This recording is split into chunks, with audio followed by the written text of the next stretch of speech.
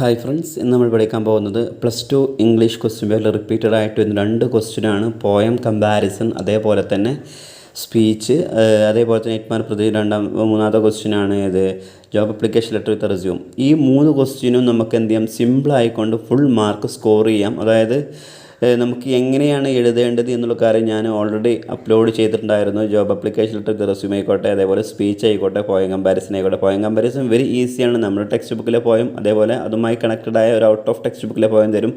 ആ 2 തീമും കമ്പയർ ചെയ്യുക. അപ്പോൾ അതെങ്ങനെ എഴുതേണ്ടത് എന്നുള്ളത് വളരെ സിമ്പിളായിക്കൊണ്ട് ഞാനൊരു വീഡിയോ നേരത്തെ അപ്ലോഡ് ചെയ്തിട്ടുണ്ടായിരുന്നു. പിന്നെ ജോബ് അപ്ലിക്കേഷൻ ലെറ്റർ വിത്ത് റെസ്യൂമാണ് എല്ലാത്തിനും എഴുതാൻ പറ്റിയ ഒരു ജോബ് അപ്ലിക്കേഷൻ ലെറ്ററും അതേപോലെ തന്നെ റെസ്യൂം ഓൾറെഡി ഞാൻ ഈ വീഡിയോയിലൂടെ ഞാൻ നിങ്ങൾക്ക് പറഞ്ഞു തന്നിട്ടുണ്ടായിരുന്നു. നിങ്ങൾ കണ്ടു എന്ന് തന്നെയാണ് വിചാരിക്കുന്നത്.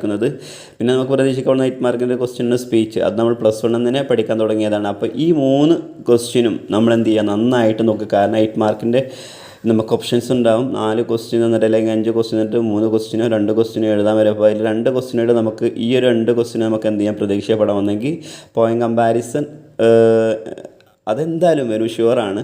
പിന്നെ സ്പീച്ച്, അതേപോലെ തന്നെ ജോബ് അപ്ലിക്കേഷൻ ലെറ്റർ വിത്ത് റെസ്യൂം. അപ്പോൾ നിങ്ങൾ നന്നായിട്ട് പഠിക്കുക. എന്തെങ്കിലും ഡൗട്ട്സ് ഉണ്ടെങ്കിൽ നിങ്ങൾ എന്ത് ചെയ്യുക, ചോദിക്കുക. Anyway, thank you.